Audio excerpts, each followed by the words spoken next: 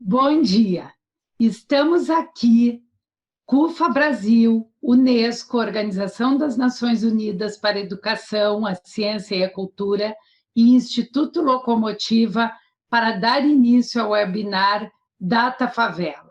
A nossa ideia hoje é apresentar os dados preparados pelo Instituto Locomotiva sobre racismo e desigualdade.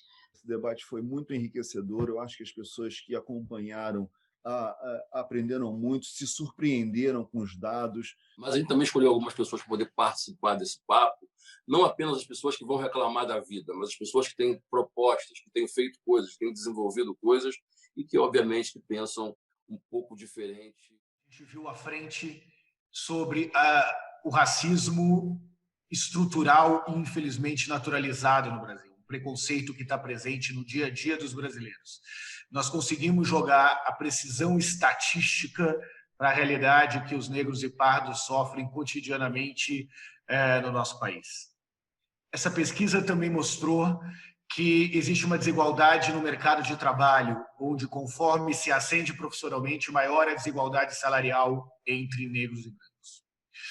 Mais do que isso, nós vimos que o racismo faz com que os anticorpos dos negros sejam diferentes dos brancos no combate à epidemia do coronavírus. Não é verdade que esse vírus é democrático na medida em que negros e brancos têm diferenças nas condições de se proteger contra a pandemia do coronavírus.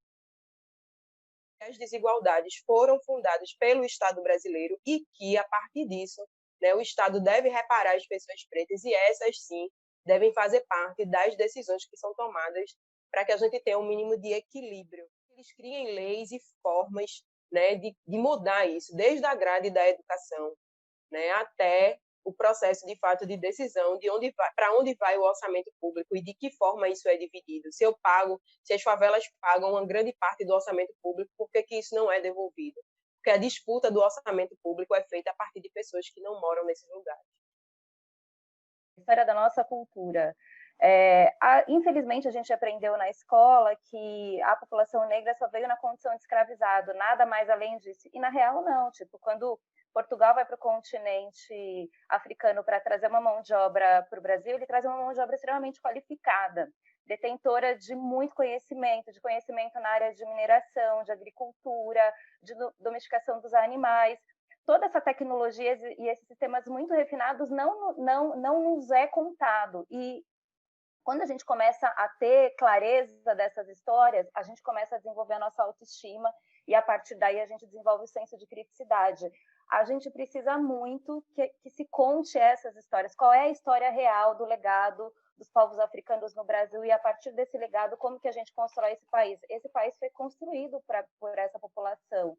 Analisando os trabalhos e a pesquisa que Renato trouxe, a gente ainda vê as questões do colorismo, que é a pessoa que tem o tom de pele mais escuro, que é o preto retinto, ele ainda mais marginalizado do que a pessoa preta de pele tom um pouco mais claro, e isso tudo tem a ver com o processo eugênico que a gente viveu nesse Brasil. Isso, a gente vê que o racismo é ainda mais forte entre os pretos do que entre a média dos negros, que são formados por pretos e pardos.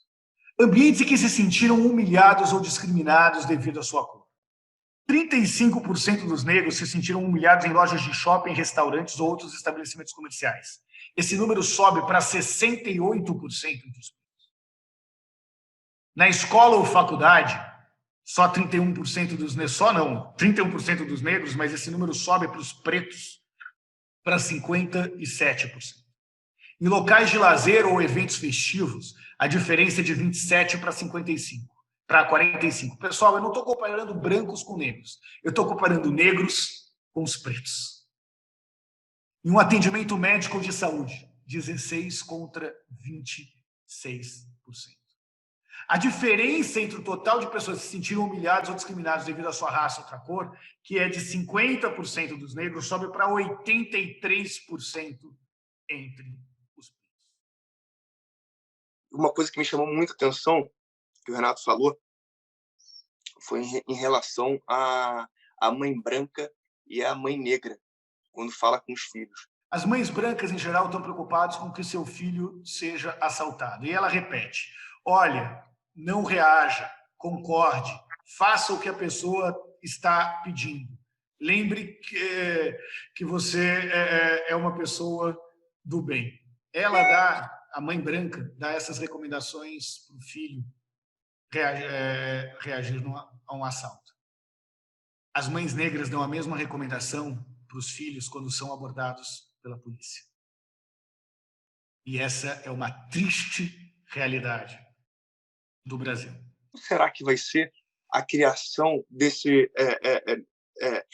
Como será que vai ser o papo com meu filho quando ele estiver na adolescência, com o Bless, que é negro, e como vai ser o papo com o Zion, que é branco? Como será que eu vou trocar com os dois? Né? E vem na minha cabeça milhões de famílias que têm o mesmo papo, que vão ter a mesma conversa e que nem falam sobre isso.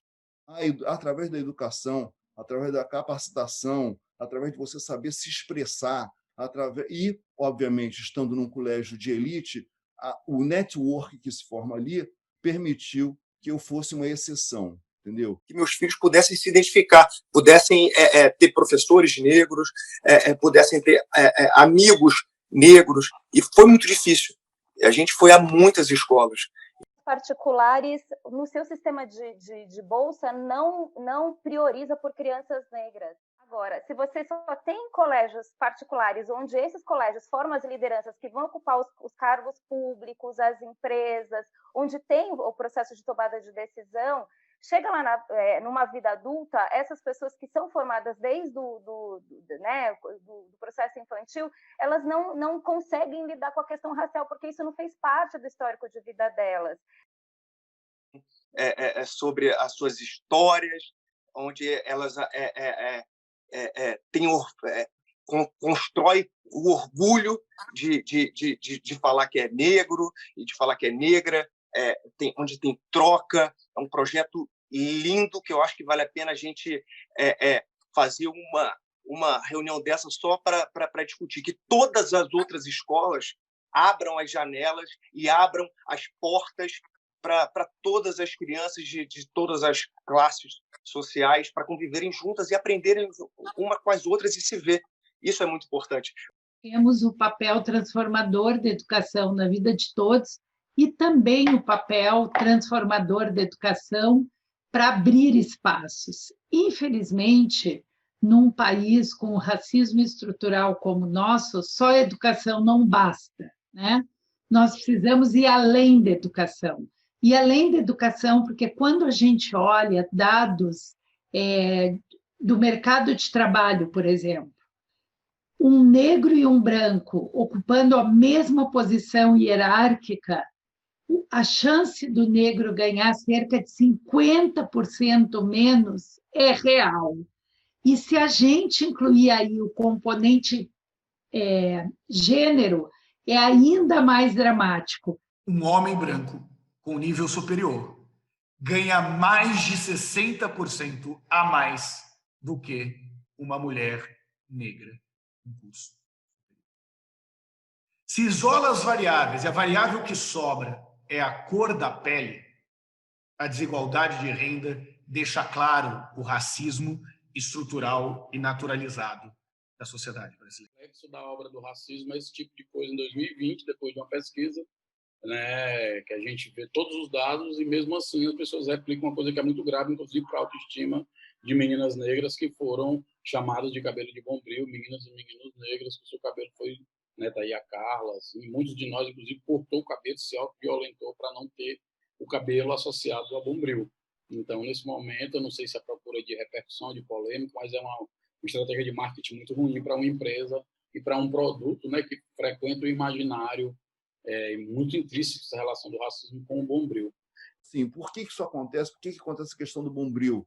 É porque você não tem pretos no comando, você não tem o preto na sala de reunião que decide as coisas. Quando você tem um, e o cara tem que responder por esses 118 milhões naquela reunião. Quantas vezes vocês viram um repórter negro tratando desse assunto? eu tenho um milenar ditado chinês que eu mesmo criei. Se a regra não te favorece, seja uma exceção.